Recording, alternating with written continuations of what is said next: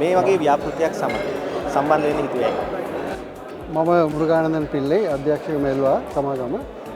අත් වශයෙන් කියනවා නම් මෙල්වා කියන්නේ හරි ප්‍රසිද්ධ නමයක්. ඒ වගේම ප්‍රයිම් කියන්නේත් ඉතා ප්‍රසිද්ධ නමක්. ප්‍රයිම්ලා අති දක්ෂයි හවුසින් ඉන්වෙස්ට්මන්ට්ස් වලට. මේ ආදී අපි හිතාගත්තා ලංකාවට මොකක් හරි අලුත් නැති හොඳ දෙයක් ගේන්න කියලා. ඒ හින්දා අපි දෙන්න එක්ව වෙලා ප්‍රයිම් මරීනා. ඒක තමයි ප්‍රොජෙක්ට් එකේ නම. හවුසින් ස්කීම් එක අපි පටන් ගන්නවා.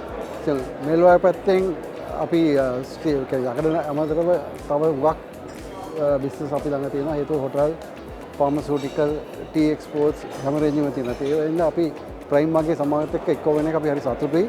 and අපි විශ්වාස කරනවා මේක ලංකාවටම ලොකු වෙනසක් හොඳ ශක්තිමත් හවුසින් ස්කීම් එකක් ගේන්න පුළුවන් කියලා. මේ ඩිසයින් එක ෆස්ට් ටයිම් ලංකාවේ එන්නේ. ඒ වගේ මේකේ තියෙන ෆැසිලිටීස් and the architecture facilities will be out of the world. ඒ වගේම තමයි ලංකාවේ මෙල්වා කියන සන්නාමයත් ප්‍රයිම් වගේම පරණයි. කරණයි. ප්‍රයිම් වගේ හිස්ටරි එකක් තියෙනවා. දෙගොල්ලම හරි ශක්තිමත්. ප්‍රයිම් වල යාළගේ බිස්නස් එකකින් හවුසින් පැත්තෙන් හරි ශක්තිමත්. මෙල්වා කියන්නේ අපිත් ඒ අපේ ෆීල්ඩ් එක හරි ශක්තිමත්. මේ දෙකම එකව වෙනවා කියන්නේ හරිම ශක්තිමත් ගමනක්.